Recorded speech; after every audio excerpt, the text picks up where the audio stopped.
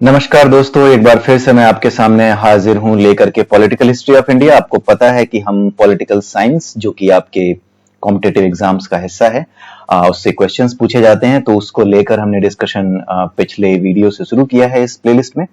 और इसमें हम मोस्टली जो चीजें हमें कवर करनी है वो है कॉन्स्टिट्यूशन ऑफ इंडिया। लेकिन कॉन्स्टिट्यूशन ऑफ इंडिया को कवर करने से पहले वी हैव प्लान्ड कि हम पॉलिटिकल हिस्ट्री ऑफ इंडिया, जो कि भारत की जो पॉलिटिकल हिस्ट्री रही है, जो कि राजनीतिक इतिहास रहा है भारत का आजादी के बाद से, उसके बारे में हम थोड़ा सा अंडरस्टैंडिंग बना लें कि कैसी इंडियन पॉलिसी रही है, क्या हमारा अप्रोच रहा है टुवर्ड्स फॉरेन पॉलिसीज, और with respect to the world हमने कैसे अपनी डेमोक्रेसी को अब तक चलाया है। तो इसके बारे में एक अंडरस्टैंडिंग बन जाएगी, तो that will be add on. ठीक है, वो एक एडिशनल चीज होगी आपके लिए। बट अदरवाइज जो पर्पज है हमारा वो है कॉन्स्टिट्यूशन को पढ़ने का। बट कॉन्स्टिट्यूशन से पहले करीब 6 से 7 वीडियोस ऐसे होंगे जिसमें हम political history of India discuss करेंगे, खास करके इंडिया की पॉलिसीज, फॉरेन पॉलिसीज कैसी रही हैं, इंडिया में जो इमरजेंसी का प्रॉब्लम आया था 1975 के अराउंड, वो चीजें हम डिस्कस करेंगे। तो इन चीजों के बाद हम फिर कॉन्स्टिट्यूशन पे आ जाएंगे and then full on constitution हम पूरा कंप्लीट करेंगे। ठीक है, तो आज जो टॉपिक हमने लिए हैं उसमें सबसे पहला टॉपिक जो हमने लिया है वो फर्स्ट कम्युनिस्ट पार्टी जो गवर्नमेंट में आई पूरी दुनिया में थ्रू द इलेक्शन, उसकी बात करेंगे। आपको ये जान के अच्छा लगेगा, खुशी होगी कि पहली जो कम्युनिस्ट पार्टी है थ्रू आउट द वर्ल्ड जो कि इलेक्शन से चुन करके सरकार में आई, वो भारत की ही कम्युनिस्ट पार्टी थी और उसने अपनी सरकार केरल में बनाई थी। तो इसके बारे में हम डिस्कस करेंगे। उसके अलावा हम देखेंगे भारतीय जनसंघ एक पार्टी जो थी, एक और इंपॉर्टेंट पार्टी है, इसके बारे में हम पढ़ेंगे और क्या सिग्निफिकेंस है इसका इंडियन पॉलिटिकल हिस्ट्री में, उसके बारे में हम देखेंगे। उसके बाद हम देखेंगे कि कांग्रेस का जो डोमिनेंस था, कांग्रेस ने शुरुआत में डोमिनेट किया। डोमिनेट इस सेंस में नहीं किया कि उसने कोई तानाशाही की या कुछ ऐसा उन्होंने किया कि इलेक्शन नहीं होने देते थे या कुछ भी, लेकिन इनका डोमिनेंस एक अलग नेचर का था।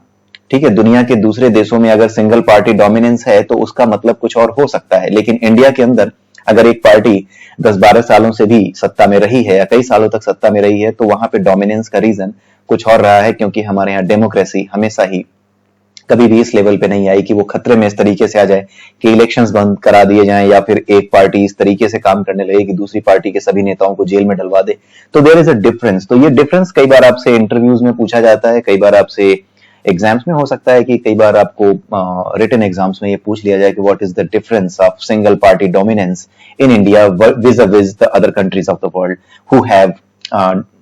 who have the democracy or any kind of government like communist government or any kind of government where they claim to have the democracy, जहां पे दूसरे देश कहते हैं कि हमारे डेमोक्रेसी है, हम इलेक्शन कराते हैं, बट फिर भी उनका जो डोमिनेंस है सिंगल पार्टी का और इंडिया का जो डोमिनेंस रहा है सिंगल पार्टी का, वो डिफरेंस रहा है, उसमें डिफरेंस रहा है। तो उसके बारे में हमें डिस्कस करना है और वही भारत की खूबसूरती है कि डोमिनेंस भी रहा है तो वो पब्लिक की वजह से रहा है। पब्लिक ने किसी एक पार्टी को लगातार चुना है तो वो रही है सत्ता में, और जैसे ही पब्लिक को अच्छा नहीं लगा उन्होंने उसे गद्दी से उतार फेंका है। उसके बाद आखिरी टॉपिक है एक इंपॉर्टेंट बट एक छोटा सा टॉपिक है। एक हिंदी के राइटर थे, उनका नाम था फणीश्वर नाथ रेणु। इनका नाम आप याद रखिएगा और इनके बारे में आप पढ़ लीजिएगा। अगर आप हिंदी तो ऑब्वियसली आप पढ़ते ही होंगे, तो हिंदी में अगर आपको इनके बारे में पढ़ने को मिले कि किस युग के लेखक हैं, छायावादी युग के हैं या प्रगतिवादी युग के हैं, किस युग के लेखक ही रहे हैं और किस तरह की विधा में ये अपनी रचनाएं करते रहे हैं, किस तरह की विधा में इन्होंने अपनी जो अपने गद्य लिखे हैं वो किस तरह से किस टॉपिक पे इन्होंने लिखे हैं। ज्यादा जैसे कुछ लोग होते हैं वो होते हैं आपके यात्रा वृत्तांत वाले, जो कि अपने ट्रैवल ब्लॉगर्स होते हैं, उस तरीके के लोग होते हैं, कुछ ऐसे राइटर्स रहे हैं। तो ये किस तरह के थे इसके बारे में आप जानकारी ले लीजिएगा और ये इनसे क्वेश्चंस पूछे जाते हैं एग्जामिनेशंस में। ठीक है, तो आइए अब हम शुरू करते हैं। सबसे पहला टॉपिक आपका first communist party in the world. सबसे पहली चीज तो ये कि इंडिया में 1957 में सबसे पहली बार कांग्रेस जो थी वो हारी। कहां पे? विधानसभा चुनाव में हारी। कांग्रेस की हार हुई 1957 में। कहां हार हुई? केरला में। केरला में 1957 में कांग्रेस पार्टी हार गई और हुआ ये कि 126 सीटें जो टोटल थी वहां पे केरला में उस समय, उन 126 सीटों में से अगर आप देखें तो 60 सीटें, जो 60 सीट्स थी, वो लेके चला गया कम्युनिस्ट पार्टी ऑफ इंडिया। ठीक है, कम्युनिस्ट पार्टी ऑफ इंडिया ने 60 सीटें जीत ली और इनको 5 निर्दलीय लोगों का समर्थन मिल गया। ठीक है, 126 सीटें थी, 60 और 5 65 ये हो गए, तो आधे से ज्यादा ये हो गए। सो ये लोग क्या हो गए, सरकार बनाने के योग्य हो गए। तो इनको क्या किया, राज्यपाल ने आमंत्रित किया। ठीक है, और इनके नेता कौन थे सीपीआई के, ईबीएस नंबूदरीपाद।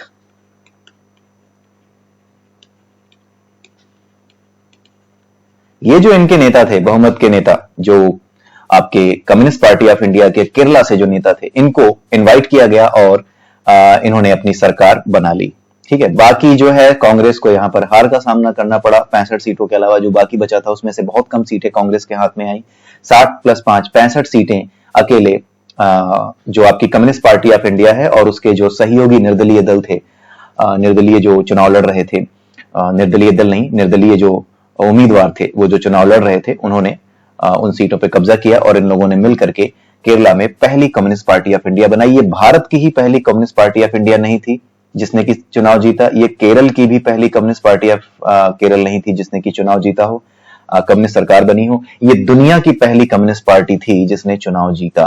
कोई भी ऐसा चुनाव जो लोकतांत्रिक माहौल में हो रहा हो, पहली बार किसी कम्युनिस्ट पार्टी को सफलता मिली तो वो मिली केरला में। आप इस फैक्ट को याद रखिएगा, ये बहुत इंपॉर्टेंट फैक्ट है कि पहली बार दुनिया में किस पार्टी ने कम्युनिस्ट, कौन से देश की कम्युनिस्ट पार्टी ने, कौन से स्टेट की कम्युनिस्ट पार्टी ने पहली बार सरकार बनाई, वो भी आपके लोकतांत्रिक माहौल में, लोकतंत्र के जरिए, चुनावों के जरिए। तो पहली पार्टी आपकी कम्युनिस्ट पार्टी ऑफ इंडिया है जिसने केरला में ये बनाई।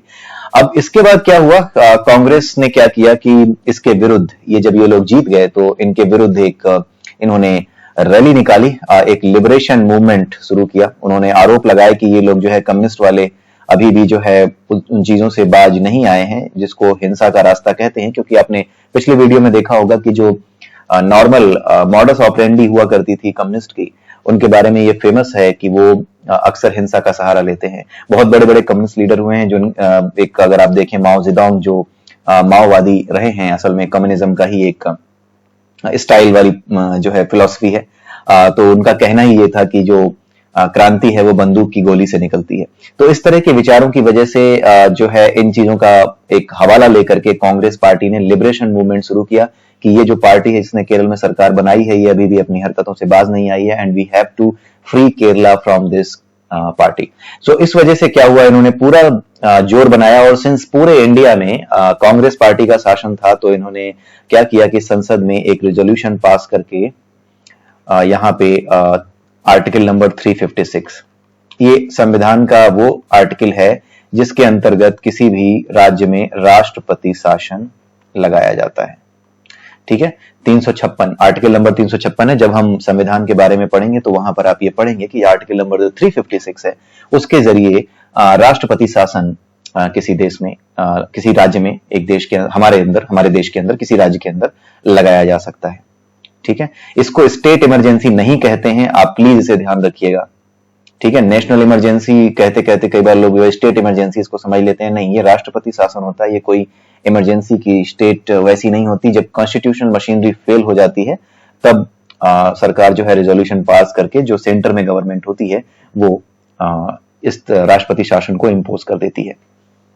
ठीक है, तो इसके बाद क्या हुआ, इन्होंने पूरा कांग्रेस ने जोर लगाया और 1959 में पहली बार 356 का इस्तेमाल करके 1959 में सरकार को बर्खास्त कर दिया।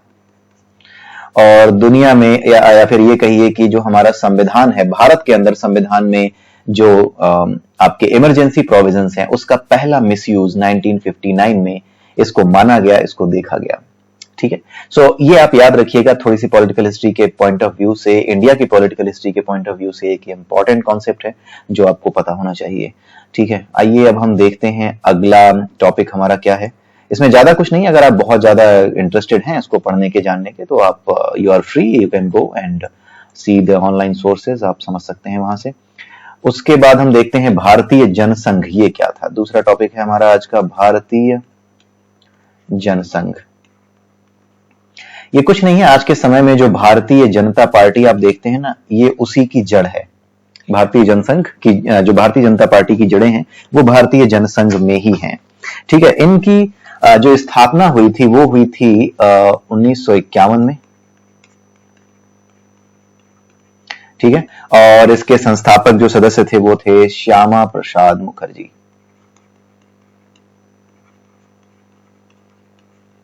इसके संस्थापक सदस्य श्यामा प्रसाद मुखर्जी थे। और इनका जो कॉन्सेप्ट था, इनके कुछ बेसिक प्रिंसिपल्स थे इस पार्टी के, भारतीय जनसंघ के। सबसे पहला जो इनका कॉन्सेप्ट था वो था वन कंट्री, वन कल्चर, ठीक है, एंड वन नेशन। यानी ये नेशनलिस्ट जो राइट विंग की पार्टी है उस तरह की पार्टी कही जाती है, वन नेशन। तो ये नेशनलिस्ट पार्टी थी, राइट विंग की तरफ ज्यादा इनका, राइट विंग के कॉन्सेप्ट्स की तरफ जो है इनका ज्यादा झुकाव था। एक कंट्री, एक कल्चर और एक नेशन को मानने वाला देश भारत हो, और भले ही यहां पर कितने भी तरह के लोग रह रहे हो लेकिन हमारी पहचान एक हो। बेसिकली इनका जो कॉन्सेप्ट था वो ये था। और दूसरी चीज ये थी कि बेस्ड ऑन इंडियन कल्चर ये चाहते थे वो चीजें, बेस्ड ऑन बेसिक जो कोर इंडियन कल्चर है उसकी तरफ इनका ध्यान था कि जो कोर इंडियन कल्चर है वही हमारे कंट्री की पहचान हो, कोर इंडियन कल्चर, ठीक है। और तीसरी सबसे बड़ी चीज जो इन्होंने मांगी थी वो थी इंडिया और पाक का रीयूनिफिकेशन, इंडिया प्लस पाक रीयूनिफिकेशन। ये याद रखिएगा, ये जो मांग रखी गई थी, पूछी जाती है कि कौन सी पार्टी थी जिसने रीयूनिफिकेशन की मांग रखी थी, भारतीय जनसंघ ने रखी थी कि दोबारा से भारत और पाकिस्तान को एक कर दिया जाए, पाकिस्तान को मिला लिया जाए भारत में। और इनकी जो इंपॉर्टेंट मांगे थी, कई बार पूछा जाता है कि भारतीय जनसंघ की मुख्य मांगों में से कौन कौन सी मांगे थी, तो ये आप अगर याद रखते हैं तो आपको कई बार उसमें टिक करने के लिए आ जाता है ऑब्जेक्टिव क्वेश्चंस में कि इनमें से कौन कौन सी मांगे हैं जो सही हैं या गलत हैं। तो आप वहां पर अगर ये आपको याद है तो आप वहां पर क्वेश्चन को सही कर पाएंगे। और उसके बाद अगली जो बड़ी मांग थी, ये एक बड़ी इंपॉर्टेंट थी, इसके बाद अगली वो ही बड़ी इंपॉर्टेंट है। उन्होंने कहा कि जो ऑफिशियल लैंग्वेज है, जो कि इंग्लिश को कहा जा रहा था, अपार्ट फ्रॉम हिंदी जो है इंग्लिश को कहा जा रहा था, उन्होंने जोर दिया कि it should be all together Hindi, केवल हिंदी होनी चाहिए, ठीक है। ये भी एक उनका डिमांड थी। और उसके अलावा ये लोग ये भी कहते थे 1964 के अराउंड, अगर आपको पता हो, ये ईयर याद रखिएगा, चाइना ने अपना न्यूक्लियर टेस्ट किया था पहला, ये याद रखिएगा।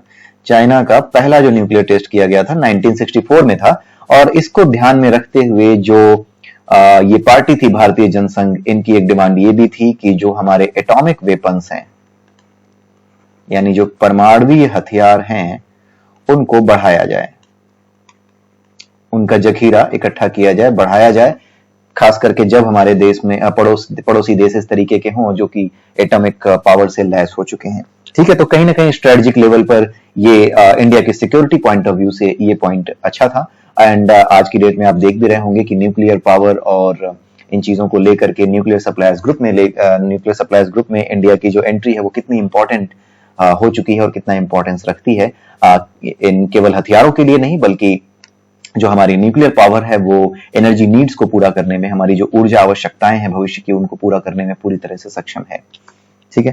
तो यही पार्टी जो है बाद में भारतीय जनता पार्टी बन गई। और स्टार्टिंग में 1951 से लेकर के 1960 के दौरान इन्होंने मुश्किल से कहीं कहीं 3-4 सीट्स ही जीती, बहुत ज्यादा सीट्स ये नहीं जीत पाते थे। और इनके जो मुख्य सपोर्टर होते थे वो राजस्थान, एमपी और आपके यूपी के साइड से ज्यादा हुआ करते थे, ठीक है। जो ईस्ट यूपी का पार्ट होता था वहां से ज्यादा हुआ करते थे। इसके अलावा इनको बहुत ज्यादा सफलता शुरुआत में नहीं मिली, और इनके बहुत ज्यादा जो समर्थक हुआ करते थे वो अक्सर व्यापारी वर्ग से हुआ करते थे,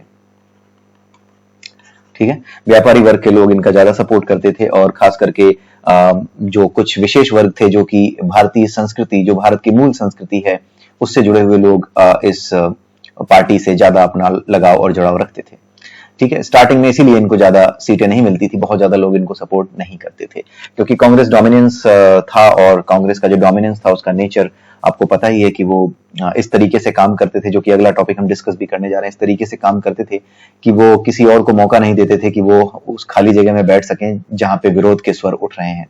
सो बहुत छोटा सा टॉपिक है अगला, जिसमें हम कांग्रेस के डोमिनेंस को देखेंगे कि नेचर ऑफ कांग्रेस डोमिनेंस क्या था।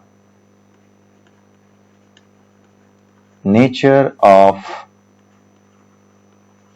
कांग्रेस डोमिनेंस। बहुत सिंपल सा कॉन्सेप्ट है, आप इसको याद रखिएगा कि पूरी दुनिया में जो डोमिनेंस होता है, सिंगल पार्टी डोमिनेंस अगर कहीं पर भी देखा गया है तो उसका रीजन क्या रहा है? उसका रीजन रहा है आपकी डिक्टेटरशिप अधिकतर जगहों पे, ठीक है, या इंपीरियलिज्म, तानाशाही जो होती है, ठीक है, जहां पे राजशाही है, तानाशाही है, वहां पे सिंगल पार्टी डोमिनेंस देखा गया। यहां तक कि कई बार ऐसे देश जो इसकी जो इस तरह के होते हैं, जो राजशाही में चल रहे हैं, वो कई बार कहते हैं कि हम चुनाव कराते हैं, बट वो नाम मात्र को होते हैं, क्योंकि उनके जितने भी विरोधी नेता होते हैं ना, वो अक्सर जेलों में ही होते हैं, ठीक है। तो ये जो सिंगल पार्टी डोमिनेंस का जो नेचर है through out the world apart from India, वो थोड़ा अलग है। इंडिया में उसका नेचर अलग इसलिए है क्योंकि इंडिया में अगर कोई एक पार्टी डोमिनेट करती है तो उसका रीजन यहाँ का डेमोक्रेसी है, यहाँ के लोगों का विश्वास है, जो लंबे समय तक एक पार्टी पे बना रहा। जैसे कांग्रेस पार्टी थी, उसके डोमिनेंस का एक रीजन ये भी था कि उन्होंने फ्रीडम स्ट्रगल में पार्टिसिपेट किया था, और फ्रीडम स्ट्रगल की एक पूरी जो लिगेसी थी उनकी, उसकी वजह से इनको काफी रिस्पेक्ट मिलती थी, और इनके जो लीडर्स हैं वो काफी समय तक एक बहुत ही रिस्पेक्टेड ऑरा के साथ हमारे बीच जो है लोगों के बीच, पब्लिक के बीच इज्जत पाते रहे। और ऑब्वियसली एक जो लिगेसी होती है कि हमने इस देश को आजाद कराने में महत्वपूर्ण भूमिका निभाई है, उसका देश की जनता पर तो प्रभाव पड़ता ही है। तो कांग्रेस का डोमिनेंस जो हमारे यहाँ सिंगल पार्टी डोमिनेंस है, कांग्रेस का तो एग्जाम्पल है आज की डेट में। अगर आप देखें तो भारतीय जनता पार्टी हो, आपने उनको भी देखा होगा, पिछले 2 बार से वो बहुत बुरी तरह से कांग्रेस को हरा रहे हैं, बहुत बुरी तरह से अपने अपोजिशंस को ऑलमोस्ट उठा के पटक देते हैं। वो इतना बुरी तरह से 2-2 बार लगातार फुल मेजॉरिटी में आना, ये भारत के इतिहास में पहली बार हुआ है जब भारतीय जनता पार्टी ने नरेंद्र मोदी के नेतृत्व में ऐसा किया है।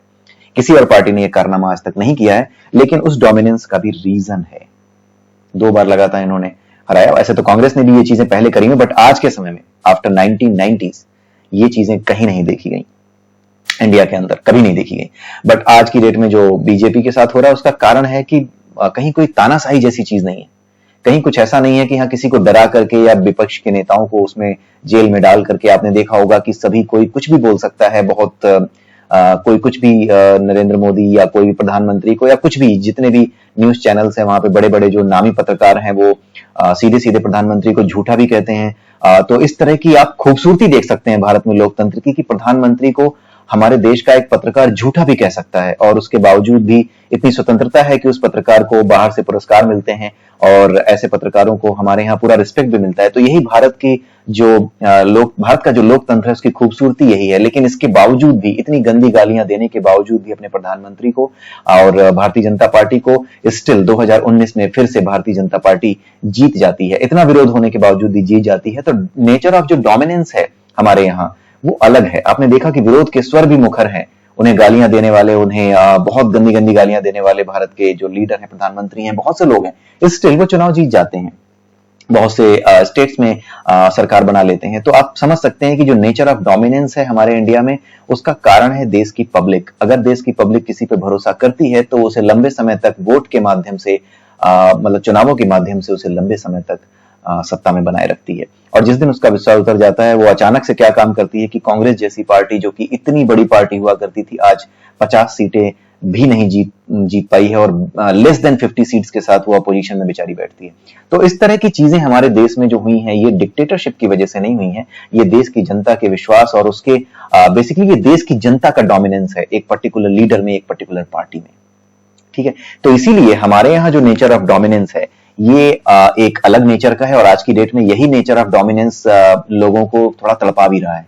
क्योंकि कहीं पे तानाशाही या कुछ ऐसा होता था तो कुछ जुगाड़ करके इधर उधर पार्टी के उल्टे पुल्टा नेताओं को जो है, जो पसंद नहीं उनको इधर उधर गायब करके, या कुछ जैसे दूसरे देशों में होता है उन्हें जेल में डाल के, इस तरह से करके वो अपना काम चला लेते थे, तख्ता पलट कर देते। लेकिन हमारे देश में ऐसा कुछ नहीं है। यही इस देश की खूबसूरती है कि एक आदमी जिसको खूब गालियां पड़ती हैं 2014 से 2019 तक, फिर भी वो 2019 में देश की जनता का प्यार हासिल कर पाता है। तो यही नेचर ऑफ डोमिनेंस है यहाँ पे। ये डोमिनेंस डिक्टेटरशिप की वजह से नहीं, बल्कि देश की जनता के विश्वास की वजह से है। तो यही डिफरेंस है बाकी देशों में जो सिंगल पार्टी डोमिनेंस है और हमारे देश में जो सिंगल पार्टी डोमिनेंस है उसमें। अब हम देखते हैं आखिरी topic, first election and a writer in Hindi, Phanishwar Nath Renu के बारे में थोड़ा सा देख लेते हैं। ये 1 नंबर का क्वेश्चन कई बार आपसे पूछा जा सकता है ऑब्जेक्टिव में, तो वो देख सकते हैं। फणीश्वर नाथ रेणु जो है, इनका एक नॉवेल था जिसका नाम है मैला आंचल, ठीक है। जब पहली बार भारत में इलेक्शन हुए ना 1952 के अराउंड, तो उस समय फणीश्वरनाथ रेणु ने एक उपन्यास लिखा जिसका नाम था मैला आंचल, और उन्होंने देखा कि जो पहले हमारे देश के नेता हुआ करते थे, भले ही अपोजिशन में बैठा करते थे, फिर भी वो एक दूसरे के ऊपर ऐसे कीचड़ नहीं उछाला करते थे, उतनी गलत तरीके से उनकी आलोचना नहीं किया करते थे कि केवल विरोध ही करना हो। एक दूसरे की बातों को सुनना, जहां पे कुछ सही है उस बात को मानना, उस पे एग्री होना, ये सारी चीजें पहले हुआ करती थी। लेकिन उन्होंने क्या देखा कि 1952 के इलेक्शन में, ये फणीश्वरनाथ रेणु ये बिहार के थे, उन्होंने देखा कि बिहार में जो इलेक्शन हो रहे हैं, तो बिहार की पृष्ठभूमि पे बना है ये, लिखा गया है ये मैला आंचल, इसको भी याद रखिएगा। इसके बारे में कहीं पर आप दे सकते हैं, नोट दे सकते हैं। जैसे आज की डेट में भी एक दूसरे को खूब गालियां सुनाई जाती हैं, जब इलेक्शंस होते हैं एक दूसरे के ऊपर खूब कीचड़ फेंका जाता है, कभी किसी अपोजिशन के लीडर की बात से सहमत ना होना, ये तो बिल्कुल एक तरीके का, जैसे कि एक वैसे हो गया, जैसे धर्म हो गया है कि अगर ये नहीं किया तो हम तो पाप कर देंगे। कोई सामने अगर अपोजिशन पार्टी है या सामने रूलिंग पार्टी, अगर वो कुछ ऐसा डिसीजन ले रही है जो देश के भले में है या नहीं है, इससे मतलब नहीं है। अगर वो अपोजिशन पार्टी है हमारी या रूलिंग पार्टी है अपोजिशन के सामने, तो हमारा धर्म है कि हम केवल उसका विरोध करें। तो इस तरह की चीजें जो हैं ये आज बहुत ज्यादा हैं, बट वहां पे उस समय कम ही थी, भले ही कम ही थी, बट इस बात को भी फणीश्वरनाथ रेणु ने उठाया अपने मैला आंचल में कि इस तरह की चीजें मुझे देखने को मिल रही हैं। और ये बातें अगर आप चाहें तो कोट कर सकते हैं कि फणीश्वरनाथ रेणु ने भी इस बारे में, एक अच्छे राइटर ने, एक गद्य लेखक ने इस बारे में बहुत पहले ही लोगों को चेताया था कि इस तरह की राजनीति हमारे देश में शुरू हो रही है जो कहीं से भी हेल्दी नहीं है। तो आप इनका कोट अगर कर देते हैं कहीं पर रिटन एग्जाम में, तो आपके लिए बेटर होगा। So this was all about today's lecture. और फणीश्वरनाथ रेणु के बारे में आप याद रखिएगा, इनका मैला आंचल बिहार की पृष्ठभूमि पे है, वो भी तब जबकि चुनाव हो रहे थे बिहार में। पहली बार जब भारत देश में चुनाव हुए थे, तो उस समय जब ये चीजें चल रही थी, तब उस समय फणीश्वरनाथ रेणु ने ये बात जो है अपने मैला आंचल में लिखी थी। तो उनका लिखा हुआ उपन्यास है, कई बार पूछा जाता है किसने लिखा है, सो आप इसको याद रखिएगा। सो इसी के साथ आज का ये वीडियो यहीं पे समाप्त होता है। आप मेरे वीडियो को लाइक कीजिए, सब्सक्राइब कीजिए मेरा चैनल, और अगले वीडियो में हम फिर मिलेंगे। तब तक के लिए हैव अ नाइस डे।